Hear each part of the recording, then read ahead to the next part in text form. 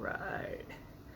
Well, I wound up filling in the area that was missing on this bow with sinew. As we learned earlier in this adventure in bow making, I had 10 prepared tendons worth of sinew. Should have had 12. So what I did was I was able to, oh, I really like that coffee stained rawhide. But I was able to do all the sinew work except, and I had to think, if I'm going to have to add sinew, where would I want it? And so I had the whole stretch down the edges, and I was just missing like these little triangles starting about here, center through the handle because I had it on the edges, to another triangle right here. And so I wasn't really in the necessary strength zone. It was finished middle M and going out because I want to have as much bend as possible. Just was missing some. So again, it's all preparation. It is all preparation. So the night before the finishing sinew job, took the bow, warm water, over and over. It would evaporate, and I'd put more water on here. I could have had it in the shower, or in the bathroom, hot water in the shower, steaming up, but just more water. But then I took a paper towel. Now this was an experiment because I've never used a paper towel. I'm thinking if I get paper towels, the half sheet style, so they're not like big or rectangles, whatever, folded into thirds, so it would go side to side lengthwise, which would cover the area that I need to add sinew. Soak them in water, just lay them on here so it can hydrate the surrounding area and get that area sticky again, so it could meld with the dried sinew that I had applied to it, because I had to spend, I think, 3 days, 4 days maybe, waiting for more tendons to come in. I was wondering if that paper toweling would stick to the back of the bow. It didn't. It was a wonderful thing to do.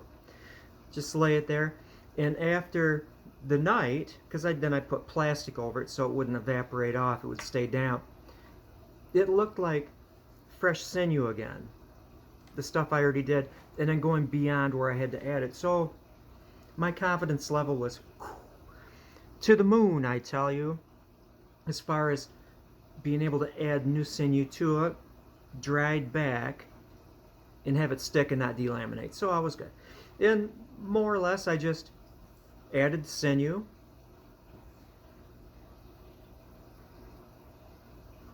turned out well, and then I wrapped the whole thing. I took a plastic grocery bag and cut it into a strip. Added the sinew after I rehydrated the back. I'm very, very careful with how I do this. You can get this impression. Wrap the whole thing so it wouldn't evaporate off. I want to keep that area, the dried sinew, the previously done sinew backing, and the new stuff, I want to keep that wet for a long time, as long as possible, so it really has a chance to grow into the previously done sinew. And then compression, wrapped it with gauze as tight as possible. Just left it overnight until the next, I think, the afternoon. Took it off, let it dry, and sometimes when you add new sinew, suppose that you had fissures here and you wanted to get rid of them and you add new sinew, sometimes you can see if you didn't do a good job of adding new sinew to a dried back, in the case of taking small bundles and sticking them in the fissures, just to fill it in, more for aesthetics than anything, because having fissures isn't going to reduce the strength any appreciably. You'll see where you did it. If you didn't do a good job, you're going to see a difference in color. You're going to be able to see, oh yeah, he added it right here, and he added a strip right here. But I think it worked out well. And this is just temporary. I just want to have a way to hold it and carry it, because, for example, this morning I had fried hog jowls in the way of bacon, and there's going to be grease in the air, there's going to be grease in my hands, and so I want to be able to hold this bow without greasing it up with my hog jowl fingers. Oh, BTW for breakfast, This is a treat. You slice hog jowls like bacon, fry it, and then drain off some of the fat. And then the Southerners in the crowd will appreciate this. Then you kind of saute chopped collard greens, fresh collard greens in that with it. Oh, that's good. That's good. Salted and pepper. Oh. Anyway, yeah, it worked out well. So this bow is on its way, and I'm not going to monkey with it for a while. Again, I'm very patient. You can kind of tiller a bow if you sinew back it and you don't let it cure all the way. You know, after a month, it gets a bend in it, but you have to be very, very careful because there's a certain time after maybe a month, 3 weeks if you rush it, you know, that you can kind of tiller the bow without damaging that sinew layer. But if you really push it, again, you've got that 55, 60-pound bow, and then suddenly, whoop, the weight drops incredibly. So you have to be very, very, very careful if you're tillering a bow that's sinew backed with a power layer. Be very careful so you don't, again, I think it's kind of like sinew's good, it's good, it's good, then you push it and then you get all these little micro fractures and stuff, and just the weight drops. So you have to be careful. Now I'm looking at this just from a stylistic standpoint before I start on a Osage bow, and I'm going to contact Yuri to see if he would go for that. The same bent tabs. You know, there was not committing them. Yuri, if you're listening to this, I'm just saying. I'm going to give you the option for these cool tips. Just saying. But yeah, the next one up is, and I can do two at once. I can do, not mentioning any names, another one that would be for Quebec, and then Yuri, that's west of me.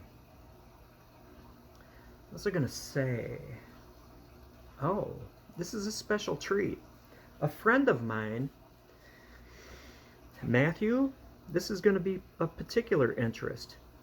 A friend of mine up here in northern Michigan has a bow that was made by an old man, an old Odawa gentleman. Odawa, you might know it is Ottawa. It's a different pronunciation, Odawa. Bow made in 1937. So think about this. You've got a 60-year-old person that made a bow in 1937. That's First Nations guy. 60 years old. He was born in 1870, there and abouts, 1870. Young man learning how to make bows. Was taught by an older person. So now you're bumping the connections of that bow into the mid 1800s, and that person probably learned from that. So you're going way back. So this bow has a lineage. This bow has a connection to the Odawas of the 1800s. They're still using bows. They had firearms, but they were still using bows. And so this, in my estimation, is considered a real Odawa bow. Now, it was made probably for the tourist trade, but it was made by bow people, with a lineage of bow people. You see where I'm going with this. It has some wood burning details. There's a teepee, and yes, teepees were used in this area. Birch bark covered. And an arrow and a bow and a deer and all this other cool stuff. Details burned into the belly. But it was a real working bow. I can see from the string follow, it was a working bow. I need to measure it. I need to document it. That's a project of mine, is to show you this bow, this probably real Odawa bow. Again, Matthew, you're going to be jumping up and down when you see this thing. Interesting features. I believe, it's hard to tell what kind of wood it is, but I believe it's hard maple. Hard maple, not ash. Hard maples grew here. It's beautiful bowwood. Now, these are the interesting points of this bow. It is relatively long. It is not a horse bow. Not horse bow people here, canoe people. hunting on foot. So it was a little bit longer. It came up to about here on me. I'm 71 inches tall, and so I don't know what that would be in the 60s, 66, something like that, maybe 67 inches. It is narrow, very narrow. It either had deflex limbs out in here, very cool shape with the deflex slightly. Could be a little bit of string follow because it was used. There's actually the remnants of an old bowstring on it. But this is the thing. It has a round belly. The belly is rounded. It's a narrow bow with a round belly. Could probably get away with that with sugar maple more than you could with ash. Ash is not the greatest wood in compression. It's tough wood. They make baseball bats and hockey sticks and snowshoes out of it, but ash is not the greatest wood in compression, and that's why I think it might be hard maple, because hard maple might be able to stand a rounded belly better than white ash. I mean, there's a whole lot of thought that goes into this bow. It even has an arrow pass shaped into it, which is kind of interesting. But yeah, I need to get that bow documented. Now, made by an Odawa? Maybe, most likely, there were different bows made. Not everyone, they didn't follow it. There was no Odawa Longbow Society. It's kind of a reference to the English, where they had these rules set down. It must be this thickness in relation to this width. I mean, they had the freedom to make whatever bow they wanted, so obviously it's not the only style of bow, but it is a style of Odawa bow. That's pretty cool. And that's, oh, last bit. And this is just for you musicians out there. This kind of goes along with my thinking. Okay, so one of my Gibson mandolins, they have they're cheesy stamped tail pieces, and they've got these little hooks that are like stamped out, and the strings are held onto them. Tail pieces are at the end where the strings hook on, opposite of the peg head where you tune it.